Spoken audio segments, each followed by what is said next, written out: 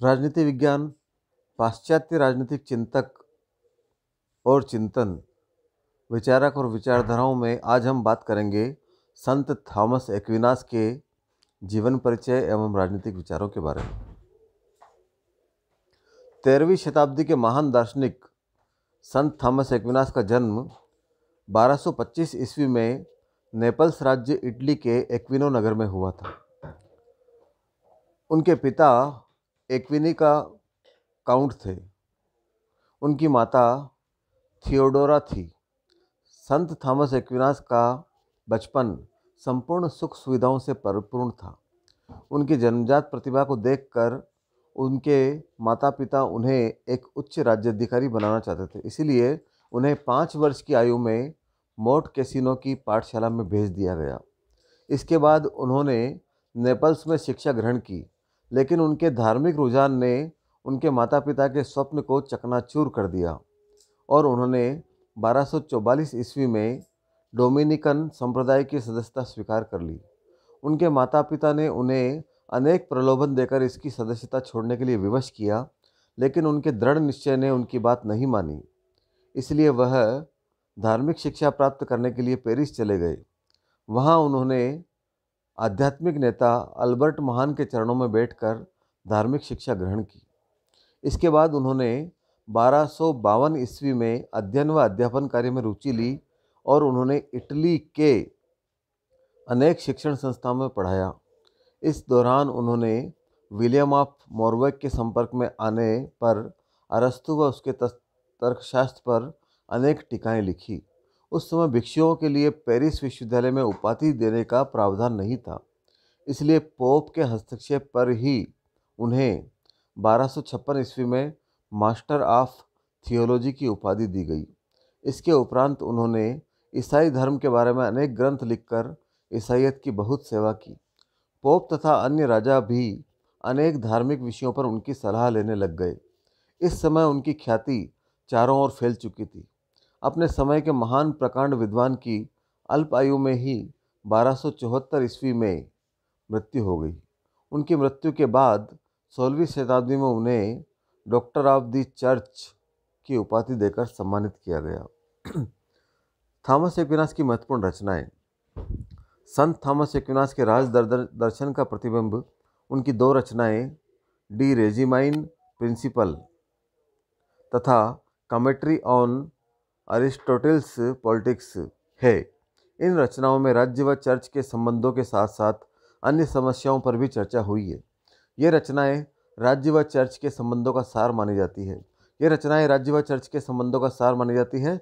सुम्मा थियोलॉजिक भी एक्विनास का एक ऐसा महान ग्रंथ माना जाता है जिसमें प्लेटो तथा अरस्तु के दर्शनशास्त्र का रोमन कानून और ईसाई धर्म दर्शन के साथ समन्वय स्थापित किया गया है। इस ग्रंथ में कानून की संकुचित रूप से व्याख्या व विश्लेषण किया गया है। Rule of princes, Summa Contra Gentiles to the king of Cyprus, on kingship भी एक्विनास की अन्य रचनाएं हैं। ऑन किंगशिप में एक्विनास राजतंत्र व नागरिक शासन पर चर्चा की है। उनकी सभी रचनाएं उनके महान विद्वतावादी होने के दावे की पुष्टि करती है। थॉमस एक्विनास की अध्ययन पद्धति विद्वतावाद। संत थॉमस एक्विनास का युग बौद्धिक और धार्मिक दृष्टि से एक असाधारण युग था। यह युग पूर्ण संश्लेषण का युग था जिसमें समन्वयी दृष्टिकोण पर जोर दिया जा रहा था। यह विद्वतावाद का युग था जिसमें जीवन दर्शन की नैतिक, सामाजिक, राजनीतिक, आर्थिक व अन्य समस्याओं का सुंदर समावेश था। विद्वतावाद के 2 प्रमुख लक्षण युक्ति व विश्वास थे। इस युग में चर्च के सर्वोच्चता सिद्धांत की तार्किक या युक्तिपरक व्याख्या करके यह स्पष्ट किया गया कि चर्च सिद्धांत तर्क के विपरीत नहीं है। विद्वतावाद विश्वास और युक्ति तर्क में तथा यूनानीवाद और चर्चवाद में समन्वय स्थापित करने तथा सब प्रकार के ज्ञान का एकीकरण करने का प्रयास है। संत अगस्ताइन के विश्वास तथा अरस्तु के विवेक या तर्क में समन्वय स्थापित करने का प्रयास एक्विनास ने किया। राज्य का सिद्धांत। जिस प्रकार एक्विनास ने धर्म से पृथक तर्क का अस्तित्व माना है, उसी प्रकार उसने चर्च से पृथक राज्य का अपना औचित्य भी स्वीकार किया है। आरंभिक मध्ययुगीन ईसाई विचारकों का मानना था कि राज्य की उत्पत्ति मनुष्य के आरंभिक पाप के कारण हुई है। एक्विनास ने मध्ययुगीन तथा उससे पहले से प्रचलित राज्य उत्पत्ति के सभी सिद्धांतों को नकारते हुए अपने ग्रंथ सुम्मा थियोलॉजिका में राज्य संबंधी विचारों को प्रस्तुत किया। उसने राज्य की उत्पत्ति की पापमयी धारणा को सरेआम अस्वीकार कर दिया। वह अरस्तु तथा प्लेटो जैसे यूनानी दार्शनिकों की तरह मानता था कि मनुष्य राजनीतिक तथा सामाजिक प्राणी है और राज्य की आवश्यकता केवल इसलिए नहीं है कि वह मानव बुराइयों को रोकता है, बल्कि इसलिए भी है कि राज्य के बिना व्यक्ति अपना संपूर्ण विकास नहीं कर सकता। एक्विनास एक ऐसा प्रथम ईसाई दार्शनिक था जिसने यह कहने का साहस किया कि राज्य मनुष्य के लिए स्वाभाविक है, जो और नियंत्रण तथा राज्य अपने सदस्यों पर आरोपित करता है वह उनके लिए बाधा न होकर उनके नैतिक विकास में सहायक होता है। उनका मानना है कि समाज प्राकृतिक है, इसलिए राज्य भी प्राकृतिक है। इस प्रकार एक्विनास ने राज्य की उत्पत्ति के बारे में एक विशिष्ट मध्ययुगीन धारणा अपनाकर राज्य की उत्पत्ति के ऑगस्टाइन के सिद्धांत को अरस्तु के तर्क के अनुसार संशोधित करने का प्रयास किया। उसने स्पष्ट किया कि निर्दोषता की अवस्था पापमय जीवन से पहले भी राज्य किसी न किसी रूप में विद्यमान था। उसने ऑगस्टाइन तथा अन्य ईसाई विचारकों की इस अभिधारणा को अस्वीकार कर दिया कि निर्दोषता की अवधि में राज्य नाम की कोई वस्तु नहीं थी। एक्विनास ने यह स्पष्ट करने के लिए राज्य एक कृत्रिम पापमयी परंपरागत संस्था न होकर एक प्राकृतिक संस्था है के पक्ष में अनेक तर्क प्रस्तुत किए। उनके मुख्य तर्क इस प्रकार है। मनुष्य स्वभाव से ही एक सामाजिक प्राणी है। एक्विनास ने अरस्तु के इस तर्क का विस्तार करते हुए कहा कि यह एक प्रधान के बिना एक व्यक्ति एक व्यवस्थित समाज में नहीं रह सकता। प्रधान या मुखिया जनहित की देखभाल के समाज में निर्देशक तथा दंडनायक शक्ति का केंद्र बना रहता है।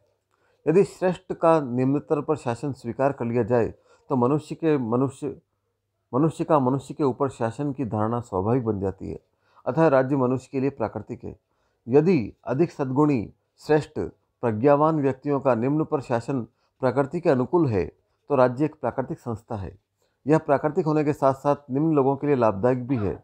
इससे उनको अपने व्यक्तित्व का विकास करने के अवसर प्रदान होंगे। सरकार का सिद्धांत। संत थॉमस एक्विनास ने मनुष्य के ऊपर शासन दो प्रकार का बताया है। पहला, पाप से उत्पन्न दासता का रूप होता है। दूसरा, सहज सामाजिक प्रवृत्ति से उत्पन्न नागरिक सत्कार के रूप में होता है। ऐसी नागरिक सरकार कई प्रकार की होती है। पुरोहितवादी, राजसी, राजनीतिक, आर्थिक। इनमें से पहली पोपतंत्र के रूप में सर्वोच्च किस्म होती है। सामान्य रूप से राज्य का शासन राजसी अथवा राजनीतिक सरकारों द्वारा चलाया जाता है। राजसी सरकार में शासक के पास निरंकुश शक्तियाँ न होकर विशाल शक्तियाँ होती है। राजनीतिक सरकार में शासन की शक्तियाँ कानूनों में सीमित होती है। एक्विनास का मानना है कि सरकारों का अच्छा या बुरा होना सबकी भलाई के मापदंड पर भी निर्भर करता है। एक्विनास ने इस बात पर जोर दिया है कि राज्य या सरकार का प्रमुख लक्ष्य मनुष्य के बीच सद्गुणों का विकास है ताकि वे मोक्ष प्राप्त करने में सफल हो सके। इस उद्देश्य का लक्ष्य की प्राप्ति में सफल सरकार अच्छी सरकार तथा असफल सरकार निकृष्ट होती है। इस प्रकार सरकारों का वर्गीकरण करने में एक्विनास ने अरस्तु का अनुसरण करते हुए राजतंत्र, अभिजात तंत्र, सर्वजन तंत्र, निरंकुश तंत्र, धनिक तंत्र तथा जनतंत्र में बांटा है। इसमें राजतंत्र सरकार का सर्वोत्तम तथा जनतंत्र निकृष्ट रूप होता है। राजतंत्र पर विचार। एक्विनास ने राज्य के स्थायित्व, एकता व नियमितता के लिए राजतंत्र का ही समर्थन किया है। उसने इसे सबसे श्रेष्ठ सरकार मानकर इसकी प्रशंसा की है। उनके समर्थन के आधार इस प्रकार है। समाज में एकता तथा शांति राजतंत्र में ही संभव है। अव्यवस्था तथा अराजकता की समाप्ति राजतंत्र में ही संभव है। जिस तरह ईश्वर एक है और उसका पूरे ब्रह्मांड पर शासन है, उसी प्रकार समाज में राजा एक ही ठीक है। जिस प्रकार शरीर के विभिन्न अवयवों पर दिल, मधुमक्खियों के छत्ते पर रानी मधुमक्खी का शासन अच्छा रहता है, वैसे ही समाज में एक ही व्यक्ति का शासन सर्वोत्तम होता है। ऐतिहासिक अनुभव भी बताता है कि राजतंत्रात्मक सरकारें ही अन्य सरकारों की तुलना में सर्वश्रेष्ठ रही है। राजतंत्र में ही शांति व समृद्धि का वातावरण रहा है। लोकतंत्रात्मक सरकारें फूट व अराजकता से भरपूर रही है। इस प्रकार एक्विनास ने राजतंत्र को सर्वोत्तम माना है। निरंकुश सरकार। एक्विनास का मानना है कि राजतंत्र पथ भ्रष्ट होकर अत्याचारी शासन में बदल सकता है। यही राजतंत्र का सबसे गंभीर दोष है। यह सरकार की सबसे बुरी किस्म है। इसमें शासक प्रजा के हित में शासन न करके अपने हितार्थ शासन करता है। उसने बताया कि राजतंत्र को निरंकुश बनने से रोकने के लिए राजतंत्र को लचीला बनाना आवश्यक होता है। उनका मानना है कि तानाशाही के अंतिम काल अर्थात स्वयं लोगों के अन्याय को दूर किया जाना चाहिए, ताकि राजतंत्र को तानाशाही में परिवर्तित होने से रोका जा सके। लेकिन उन्होंने यह नहीं बताया कि राजतंत्र में लचीलापन कैसे लाया जाए। एक्विनास अत्याचारी शासन के वध का विरोध करते हैं। उनका मानना है कि यह भी संभव है कि निरंकुश तंत्र जनतंत्र में बदलने पर और अधिक अत्याचारी शासन कायम हो सकता है। एक्विनास स्वयं राजतंत्र को निरंकुश नहीं बनाते, क्योंकि वह स्पष्ट करते हैं कि राजा को सदैव अपने उत्तरदायित्व निभाने ही चाहिए। राजा का प्रमुख उत्तरदायित्व ईश्वर के प्रति होता है। पोप ईश्वर का प्रतिनिधि होने के कारण उसको अपने अधीन रख सकता है। जनता को भी शांतिपूर्वक तरीके से उसे हटाने की शक्ति प्राप्त है। यहाँ महत्वपूर्ण है कि जनता को एक्विनास ने यह शक्ति प्रदान की है कि वह शासक को हटा सके। उसको हटाना तो उचित है, लेकिन उसके पद का हनन करना अनुचित है। वह तानाशाही की हत्या के सिद्धांत की भी निंदा करते हैं।